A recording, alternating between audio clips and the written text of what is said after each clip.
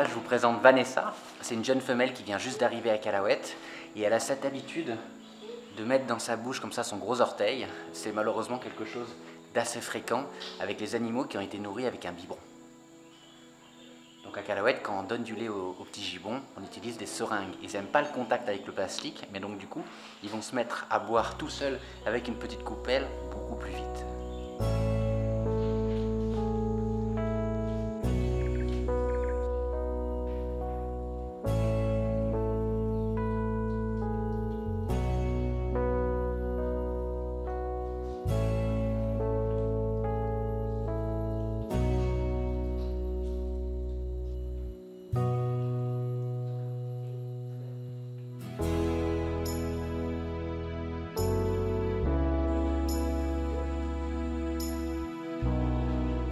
Les soigneurs évidemment donnent à manger aux 200 gibbons qui se trouvent aux alentours comme ça de la clinique de Calahuète sur 9 hectares.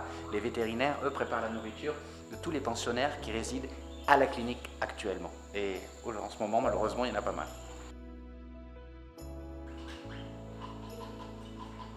Donc Boyaha, qui est derrière moi, est tombé malade ce matin. Perte d'appétit, forme de léthargie. Comme il refuse complètement de s'alimenter, il refuse même les boulettes de médicaments. Je vous en ai parlé de ces boulettes dans une précédente vidéo. Il est obligé de passer par la cage de soins à l'intérieur de la clinique pour le forcer à prendre ses médicaments et notamment essayer de faire la plupart des soins par des injections si c'est possible. Donc là, il va vraiment pas bien. S'il faut s'occuper de tous ces animaux qui résident actuellement à la clinique, entre Vanessa qui vient d'arriver, le gibbon malade depuis ce matin, Boyaha, et puis tous les autres, il faut quand même en plus continuer quotidiennement à examiner les selles de tous les gibbons de Calahuète. C'est ce que fait actuellement Sophia.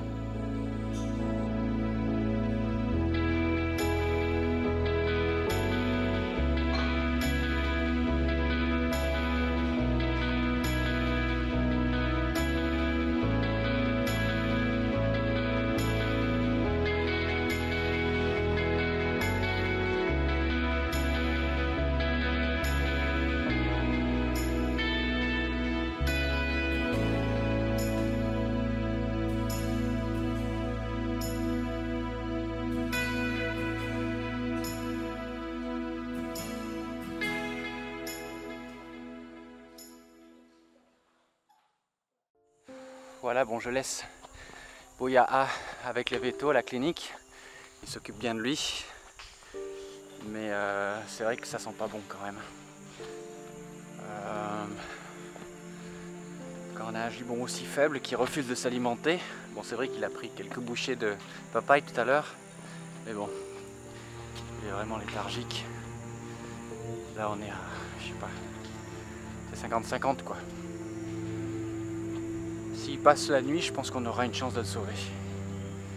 Donc maintenant, il ne reste plus qu'à espérer. Et puis on verra bien. Mais c'est vrai qu'un gibbon adulte dans cet état, on l'a vécu trop souvent.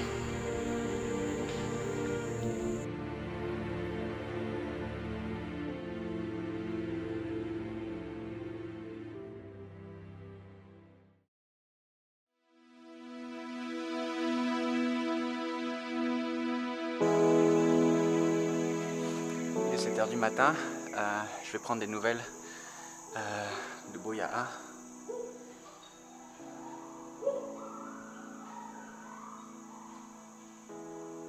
C'est pas la grande forme, hein, mais il est toujours là.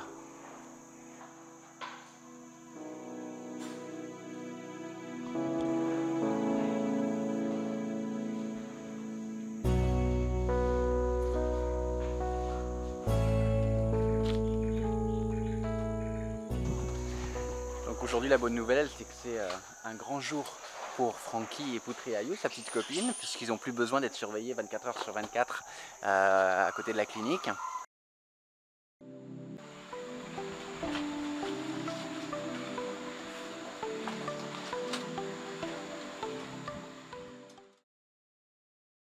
Ils vont être envoyés aujourd'hui dans une cage au milieu de la forêt. Alors c'est pas encore une grande volière comme vous pouvez voir là-bas par exemple, parce qu'on doit y aller petit à petit, puisque Frankie est quand même handicapé, il a un problème à un bras, on ne voudrait pas le voir tomber comme ça du haut d'une volière. Elles font quand même plus de 6 mètres de haut.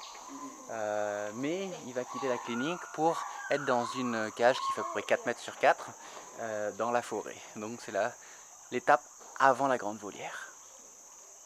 Donc là, Fatmi, l'assistante vétérinaire, est en train d'essayer de séduire Putriayu pour lui attraper la main.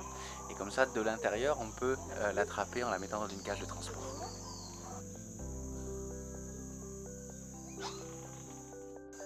Ça part.